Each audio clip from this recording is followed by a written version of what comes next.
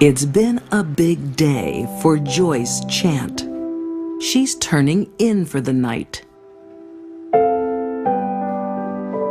After years of nightmares, at last, a quiet night in with her husband. Sometimes the abuser ends up on the wrong side of a gun.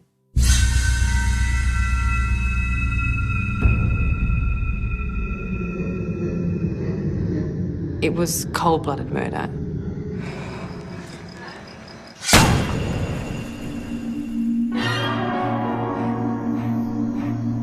In the outer suburbs of Sydney, Australia, it's a regular night for the Chant family.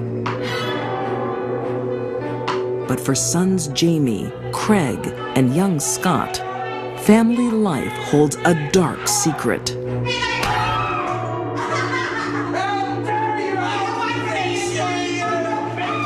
Wayne Chant was a heavy drinker, heavy smoker, and extremely violent. His entire family were deeply afraid of him.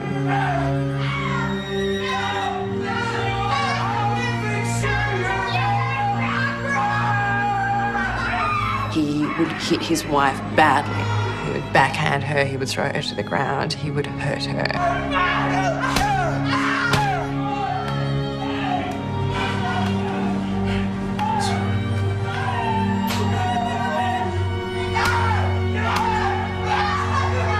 He was also violent to their 3 kids.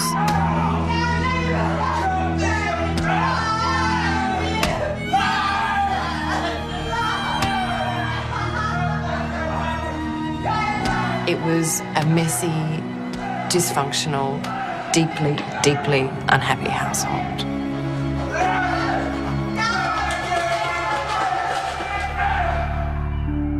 Crime reporter Jordan Baker has covered domestic abuse cases before.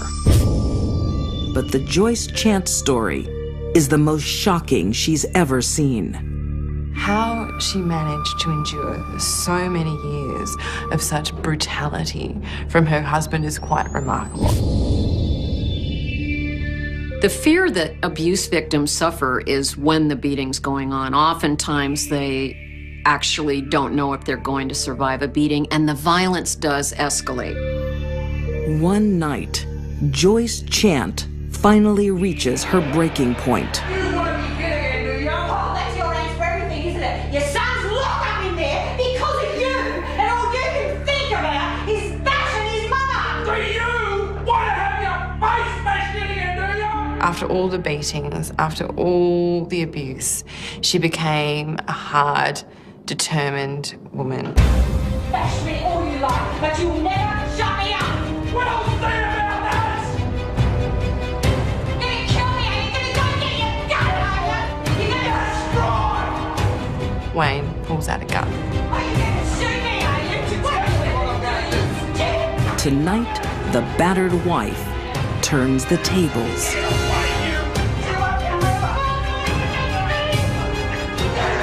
He falls.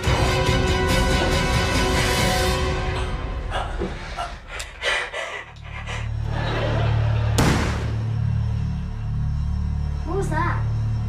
I don't know, man. Don't worry, just watch it. Check it out. Scott, mate, no, okay? You check it out in a minute. Just you watch it. Her children have been sitting there. They've heard the gunshot. They've got a pretty good idea of what's happened to their father. But they're terrified of their mother now too, so they don't say anything.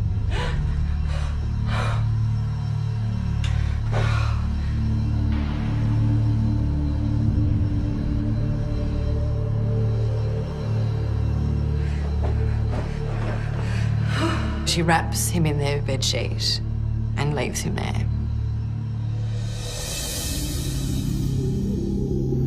As the nights pass, Joyce sleeps in the same room as her dead husband's body.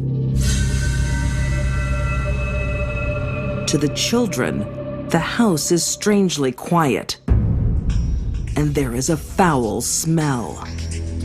The body is starting to smell, it's starting to decompose. Joyce tells family and friends Wayne left her for another woman. But one person doesn't buy it. Wayne's mother, Dorothy. What do you want? What have you done with my son? I told you, he never come back from Bathurst. Probably shacked up with some tart. There's no way he would get up and go without contacting me. Well, he's proved you wrong, hasn't he? I want to see the boy. Dorothy Chant is a wily old woman. Her daughter-in-law is hiding something, and it's closer than she could imagine. For almost 2 weeks, the body sits in the bedroom.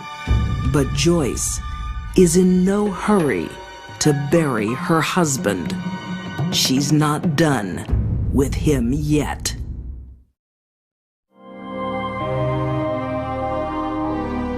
Joyce Chant is sleeping with a dead man. It's her husband, Wayne. Brutal men married to women that they beat frequently end up shot in the head. Her young children are too scared to ask where their father is. Wayne's body stayed in the home up to 14 days. Joyce spends her nights planning what she's going to do with her husband's corpse. She comes up with a brutal, calculated plan.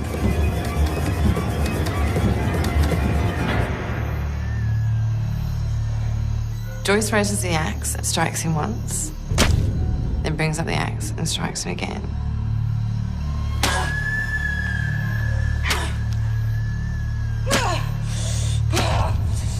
And quickly is overcome with so many years of anger and hatred and frustration. Soon she's cut off his leg, his other leg, and she chops off his arm, his other arm. She chops off both his hands.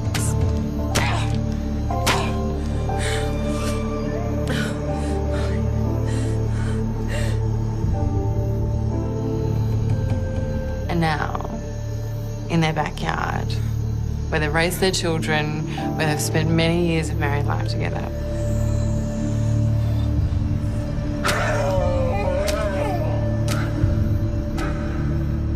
she hacks his head off.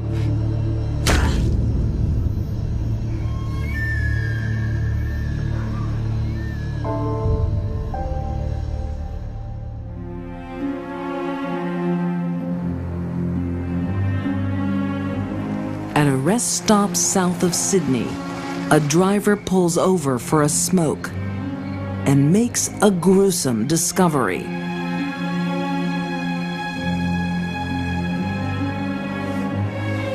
A human torso. And it's only the beginning. They found a leg in some mangroves in Sydney. A few weeks after that, they found an arm, but was barely recognisable as a human arm because obviously it had been cut off from the shoulder, but also the hands had been cut off. To investigators, it's a horrific murder that may never be solved. Because of course then they didn't have DNA, and there was no head, so they couldn't use dental records. There was no hands, so they couldn't use fingerprint records. It became one of Sydney's great mysteries of the early 90s. Joyce hides the head and the hands. She knows they are the only means of identifying Wayne's body. They put his head and his hands in an ice cooler. Joyce forces her eldest son, Jamie, to take part in this final annihilation of Wayne Chant's identity. This is a man that Joyce married, slept with, and had children with. And this was a man that was a father to the son doing this. Jamie does what he's told. With his father gone, it's now his mother that he fears. He promises to keep quiet and stick to Joyce's story. She would tell people that she thought he had run off with some other woman and was living in some other town. But Wayne's mother, Dorothy, is sure Joyce is lying. She continues to pressure the police. Oh, it's Doc Chung here. I'm ringing up to find out if you've got any more information on my son.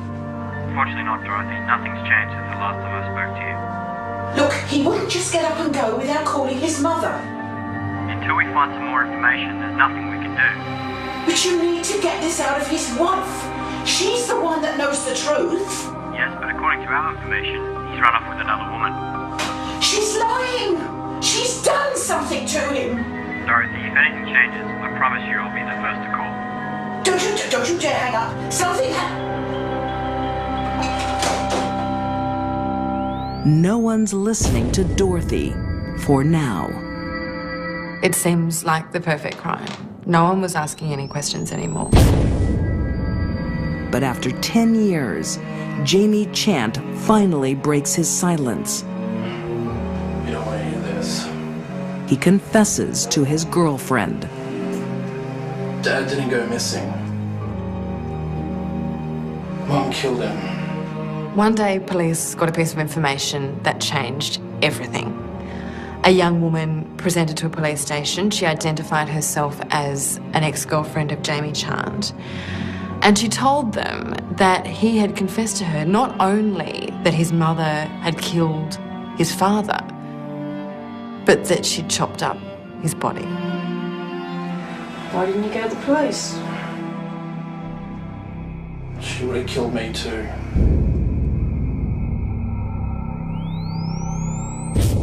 With this information, detectives realize that Dorothy Chant was right all along. They believe they've finally solved the body parts cold case. But they need scientific proof. Dorothy was a fiery old woman. She kept hounding the police. Luckily for them, Dorothy kept fighting till the day she died. Dorothy was also a clever woman. As her dying wish, she insisted that police take a vial of her blood so that even from the grave, she would be able to get justice for her son. So they took tissue from the body and the blood sample Dorothy had left before she died, and they sent them to the United States for some advanced DNA testing.